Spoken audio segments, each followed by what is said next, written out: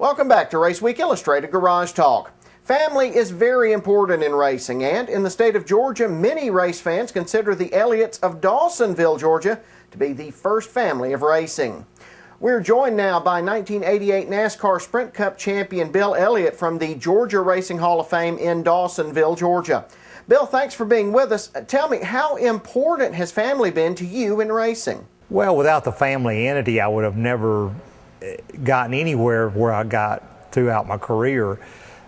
We all worked together, we all worked hard, we all worked as one unit, and I think that's ultimately got it to where we ended up being, to win cup races, win anywhere, early in my career.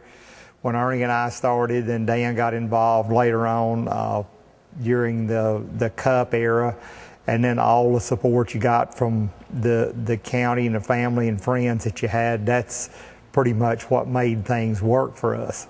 Now, back when you got started racing, we'd see a driver who would come up through from the dirt tracks and race in the various divisions. You wouldn't see somebody get up to the upper levels of the sport until they were in their late 20s or maybe their early 30s. Well, now if you're in your late 20s or your early 30s, you're pretty much washed up as being able to get into the big leagues. How difficult is that to adjust to as Chase has come forward?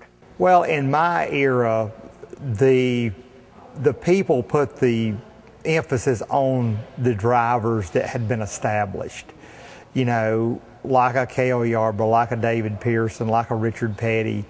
For a young guy to have a chance you had to kind of prove yourself to get to a point to where you needed to be. I think as time went on, and I think it really kind of started with the Jeff Gordon era. Jeff Gordon and Rick Hendricks and what they were able to come in and do kind of turn the whole thing around to where now you're looking at marketing, you're looking at so many other different things that drive the sport. You want a guy that's young, that speaks well, that handles himself well, that's done a good job, that can do the whole, that's a very rounded person. Where when I came in and you look at it from the standpoint of the guys, all you had to do was drive a race car. It didn't matter about the rest, but as more money got in the sport and the complexity of the sport changed, that definitely changed. How different is the world of racing today than it was when you guys started out and when you hit your stride back in the mid-'80s? Well, it's more of a big business, in my opinion. Now the sport has really changed complexity to where we didn't take every part and research it and refine it and have engineers and understand it and have simulations of what we can do with a race car. It was all basically trial and error. If you had something that worked, so be it. A lot of the parts and pieces you made in that era, you made yourself. You couldn't buy anything. Now you buy everything. There's somebody making a specialty part here and there for all different forms of racing. Back in my day, you took a car out of the junkyard and that's what you built. Today, it's all hand-built, fabricated, tubular-built chassis, and right on down the list. And it's just a whole different era. It's just everything's, it's a lot of media, it's a lot of sponsorship relations, it's a lot of fan relations, and there's a lot of things that drive the sport today that's so different than it was, 5, 10, 15, 20, 30 years ago. Now, Bill, a couple of years ago, Mike Bell, the noted racing historian, made the comment to us that Chase Elliott is the smoothest, best driver that he had seen since Buck Simmons. Now, you raced against Buck. You understand the caliber of driver he was and the important statement that is. How does that make you feel to hear somebody who knows so much make that kind of statement? Well, it's very flattering. I mean, Chase has done an excellent job, and I tell everybody, I don't know where it's going to stop. I mean, he's done well to this point, and he's a very rounded person. He understands racing. He loves the sport. I think he has a passion for the sport. You look at all the things that he's driven and all the things that he's succeeded in, and I mean, and I tell people this today, if you look at his resume right now and what he's accomplished, there's drivers that's driven all their career and not accomplished what he's accomplished at 17 years old. Granted, we've had good equipment, but still, we're no different than anybody else. There's a lot of guys that have good equipment that go out there and race each and every week. But he's kind of a natural at it. I look at it is he's just been able to get in. It might take him a few times, but he sifts through it. He figures it out. We've been fortunate enough to take him to a lot of different places to where you don't gain or don't acquire bad habits at staying in a particular place one time, or trying to keep him in one level one time, and try to make him as rounded as you possibly can. When you see Chase out on the racetrack and you're spotting for him, how much of yourself do you see in him on the track?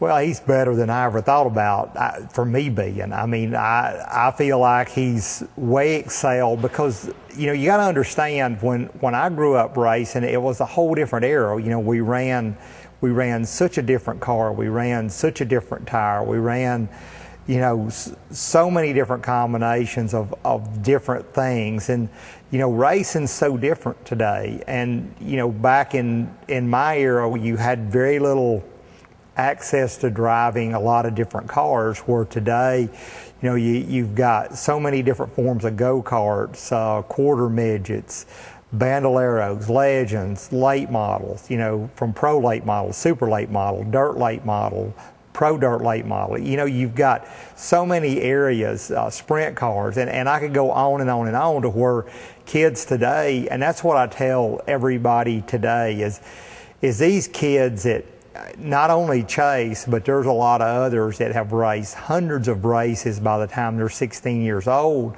that has a heck of a lot better resume than I had probably when I was in my 20s. So you look at it from that side, and it's just so different. You're comparing apples to oranges. Are we going to see you back in a car anytime soon? No plans. Right now, there's no plans for me to do anything at this point in time. All right, Bill, thanks so much for joining us today, and we'll talk to you soon. We appreciate it, guys. Thank you very much.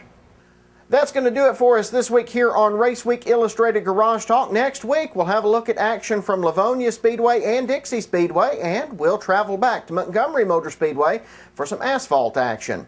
Remember, for the latest racing news, you can visit our website. It's raceweekillustrated.com. You can also follow us on Facebook and on Twitter. You can contact us via email at garagetalk@raceweekillustrated.com.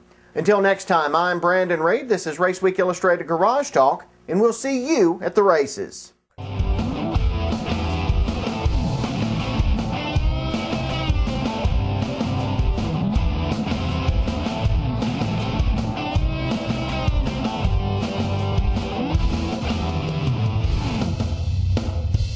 The Pro Late Models return to Gresham Motorsports Park in Jefferson, Georgia on Saturday night, July 20th for the JEGS Pro Late Model 100. See drivers such as Bubba Pollard, Russell Fleeman, Hunter Robbins, Spencer Davis, Rodney Benefield, and more, along with action from the mini stocks, Sportsman Renegades, trucks, and Outlaw Late Models. Tickets are $20 for adults, senior military $17, kids 12 and under are free. Visit racegmp.com for more info. That's the JEGS Pro Late Model 100, July 20th at Gresham Motorsports Park, the king of the short tracks. For 30 years, the best of the best racers in the country have traveled to Jefferson, Georgia to fight for the title King of the Short Tracks.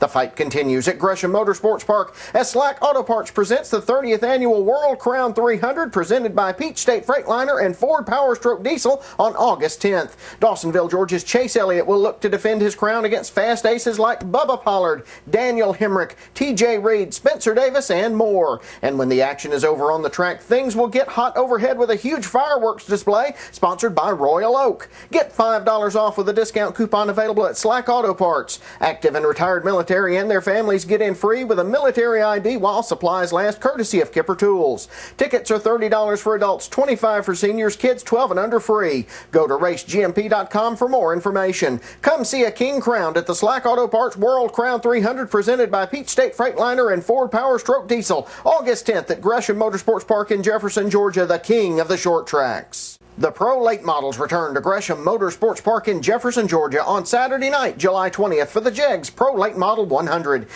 See drivers such as Bubba Pollard, Russell Fleeman, Hunter Robbins, Spencer Davis, Rodney Benefield, and more, along with action from the mini stocks, Sportsman Renegades, trucks, and Outlaw Late Models. Tickets are $20 for adults, senior military $17, kids 12 and under are free. Visit racegmp.com for more info. That's the JEGS Pro Late Model 100, July 20th at Gresham Motorsports Park, the king of the short tracks.